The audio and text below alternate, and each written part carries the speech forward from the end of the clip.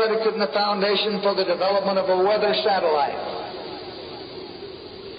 that will permit man to determine the world's cloud layer and ultimately to control the weather, and he who controls the weather will control the world. Project Cirrus is the first official attempt to modify a hurricane. It was run by General Electric with the support of the U.S. military. The official theory was that by changing the temperature outside the eye wall of a hurricane, which they did by seeding the clouds with various compounds such as silver iodide, a decrease in strong winds will result. On October 13, 1947, Project Cirrus targeted a hurricane heading out to sea. Approximately 180 pounds of dry ice was dropped into the clouds. The crew then reported a pronounced modification of the cloud deck, and the hurricane abruptly changed direction and made landfall near Savannah, Georgia. The public blamed the government. Irving Langmuir, who pioneered General Electric's Atmospheric Research Department and admitted that the project was about learning how to weaponize the weather, also claimed the reversal of the hurricane had been caused by Project Cirrus, but the government denied it for 12 years. After a short delay, the project officially continued, and in 1965, Project Storm Fury had targeted Hurricane Betsy for seeding. On that day, the storm immediately changed direction and made landfall in southern Florida. Congress blamed it on Project Storm Fury, but the government claimed that the hurricane shifted before they ever had a chance to seed it. And after 2 months of congressional hearings, the project was allowed to continue. During the Vietnam War, weather modification was weaponized in Operation Popeye, and as a result, starting in October of 1978, an international treaty now prohibits the military use of weather modification. In 1997, U.S. Defense Secretary William Cohen said that we have enemies capable of altering the climate and setting off earthquakes and volcanoes remotely through the use of electromagnetic waves. And so controlling the weather seems to be a very real thing. And while the media lies to you, the government has placed gag orders on employees of the National Weather Service, who have sought legal counsel to reverse these illegal gag orders. And they no longer need to seed the clouds. Chemtrails, or as John Brennan of the CIA calls it, stratospheric aerosol injection, allows these black government projects the ability to put whatever they want into the skies. And HAARP has the ability to change the temperature within the ionosphere. In congressional hearings, it was made known that HAARP was a successful operation of controlling the ionosphere with ultra-high-powered radio frequency, and that the Air Force and DARPA went on to develop their own versions. The Air Force has gotten great value out of HAARP in the past. We took it over from the Navy and managed it and actually did a number of experiment campaigns up there and have finished our work that we're interested in doing up there. We've moving on to other ways of managing the ionosphere, which the HAARP was really designed to do, was to inject energy into the ionosphere to be able to actually control it. And but that work has been completed. Frequency transmission manipulation of hurricanes is one of hundreds of patents on weather control. With conductive particles added to the storm, radio frequencies from multiple locations can steer a hurricane. According to geoengineeringwatch.org, this happened with Hurricane Ian. This is Hurricane Ian, passing near the NexRad transmission facility in Key West, Florida. When the transmission facilities are fully energized, they have a repelling effect on any air mass that has been saturated with electrically conductive climate engineering elements. As Hurricane Ian is allowed to make landfall, the frequency transmission facility in Melbourne, Florida is fully engaged. This effectively slows Ian's migration inland. The transmissions can diminish precipitation in some regions while augmenting it in others. The U.S. Air Force is sending up canisters into the atmosphere filled with chemicals. Another example is the array of technologies, often referred to collectively as geoengineering. One that has gained my personal attention is stratospheric aerosol injection, or SAI. A method of seeding the stratosphere with particles that a fully deployed SAI program would cost about $10 billion yearly. As promising as it may be, moving forward on SAI would also raise a number of challenges for our government and for the international community and other geoengineering initiatives. We shall propose further cooperative effort between all the nations in weather prediction and eventually in weather control. What we're seeing now, and I first could not believe it, and I started looking at the skies, and these are not normal. They're not natural. There's something going on. I don't know who it is or why they're doing it. All I can testify is it's not natural and it's not normal. It's got to be some outside influence doing that. I'm here to give you testimony that chemtrails, they're not contrails, are indeed real. They're spraying almost every day. I watch the clouds and watch the spraying program going on.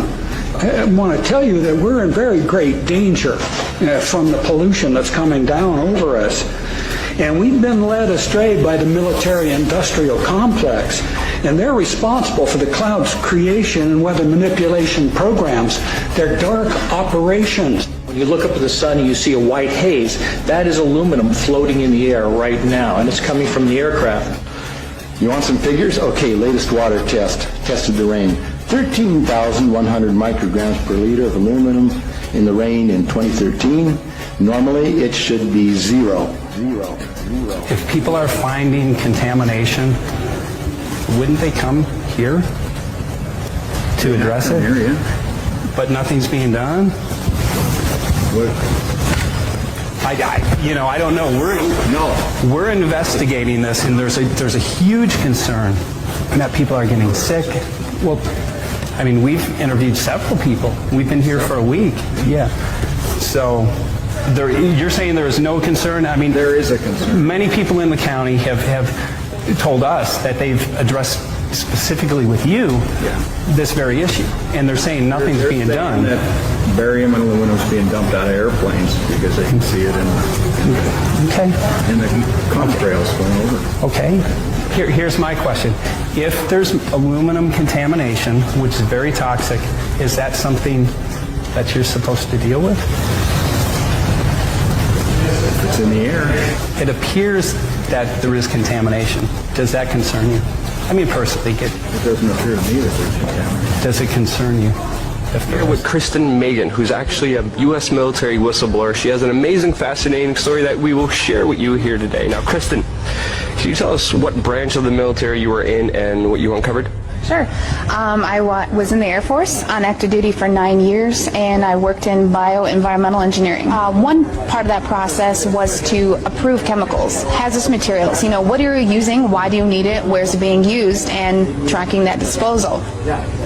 After it being brought to my attention about chemtrails or geoengineering, I used to think it was crazy. It actually was disrespectful to my line of work, because here we are trying to prevent environmental aspects and impacts and not have anybody get sick from our operations. But in an attempt to debunk, it changed my life. I started noticing things. I started noticing large quantities on the system where I would approve chemicals that did not have a manufacturer name, wasn't tied to a building. When I started asking questions, I slowly became demonized. A couple years passed after that when I asked again and people realized I was kind of being more vocal about it on social media. I was starting to be thrown into a mental institution and have my daughter taken away. Wow. That changed my life. I no longer view the military the same way, and I feel like after 9 years of trying to uphold an oath, I'm able to do that now. I feel they're getting ready to admit it, and they're trying to sell it to us. You know, it's kind of like they sell back to us, they sell fluoride to us. You know, fluoride is a mining waste product. Well, how can we make that good? You know, put it in your water. So I think that they're trying to now kind of admit it and act like they're going to start doing it, and they've already been doing it. Okay, she's got the snow lit. Let's see what it does. It's not dripping at all. Okay. I've seen these things on YouTube about the snow not melting and just turning black when you put fire to it. So I'm going to go outside here, get some snow.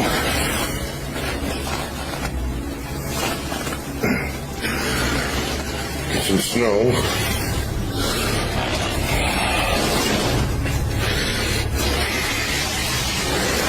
snow I just picked up outside. I'm just packing it in. Here's the snow I just picked up. You guys saw me pick it up outside off my porch. Check this out.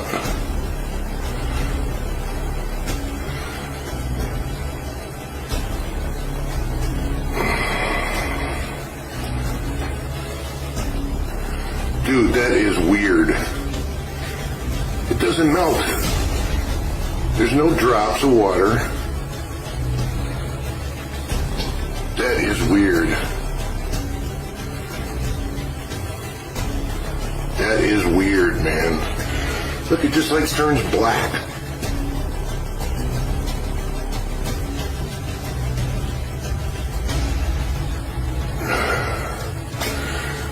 You guys haven't seen one drip. In the snow on Mount Shasta, pristine Mount Shasta, 61,000 micrograms per liter, 4 times the amount that is found in the soil up there. Where in the hell is this stuff coming from? But NASA is a corporation. I want you to know that. NASA has also conducted a research program in what they call metallized fuels. We're actually putting aluminum oxide right in the fuel because it has 2 atoms of aluminum and 3 atoms of oxygen. So during the combustion process, it releases all that oxygen and dramatically increases efficiency, but it leaves the aluminum in the air. Alex Dimitruk explains what we could see. Hi, my name is Rich Moore. I'm a scientist at NASA's Langley Research Center in Hampton, Virginia, in the United States. What is your specific job here on this mission? So I'm an airborne atmospheric scientist, and I'm interested in understanding how aerosols or particles that are emitted by jet engines in the atmosphere go on to evolve in the atmosphere. The people who sit here, the left seat is the mission director, and the right seat is his assistant. And what they're doing is they're monitoring the power that's drawn by all of the different racks. And so they have full control over all of the different experiments, which is really important for a NASA flying laboratory. Yeah, we're trying to keep this thing as full as possible. Yeah. And there's a lot of trade-offs. We want to minimize, I talked about the sticky gases. We worry about particles being lost to the walls of the tube as well. We try to keep the tubing lengths as short as possible for the samples we're making. And so we have a number of different probes, each targeting a different size range. So some probes may target, say, 1 micron to 50 microns, and other ones may target larger particles. So a micron is 10 to the negative 6. So we're talking about 1,000 times bigger than those soot particles that I described. And so it's a big plane. We've got instruments mounted on the fuselage, and then we also have instruments mounted on the wingtips. Starting in 1993, it was called in vitro toxicity of aluminum nanoparticles in rat alveolar macrophages. That's a real fancy way of saying testing the effect of aluminum nanoparticles on the white blood cells in the little air sacs in your lung, the alveoli. And what they found in this 8-year study was that these particles, when you're exposed to them long enough, it suppresses the ability of your white blood cells to defend you from airborne infections coming into your lungs. So it suppresses your immune system. But they also found that these same particles, once they get into your system, they can actually go through the barrier in each one of the cells. They get inside the cells, and these particles can actually suppress the ability of mitochondria, which are in the cells that help to gobble up toxins and things that would be harmful to the nucleus and the reproduction process of the cells in your body.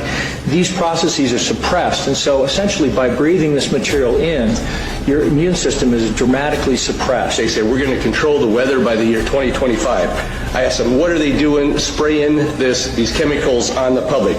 I said there's a violation of United States Code 50 USC 1520, which prohibits the American government from experimenting on the U.S. citizens with chemical agents. I said that law also requires who's ever experimenting, when the federal government does it, that they have to report to Congress within 30 days. They wrote back, they said they don't know what I'm talking about. We have enough evidence that there's a spraying going all over the place. We were warned about the takeover of our freedoms by the military-industrial complex by both Eisenhower and Kennedy. They're gaining traction on us, folks. We are in trouble more than just a spraying program. All I can say is it's about time we get up in arms about this, because it is affecting our health. It's high time that we as citizens of this great country take action. take action. The most amazing thing is that that cloud up there, which was generated by the engine, and in about an hour's time, someone in Mississippi is going to get wet washing. It will actually rain. 13,100 micrograms per liter of aluminum in the rain in 2013. Normally, it should be 0. It's raining!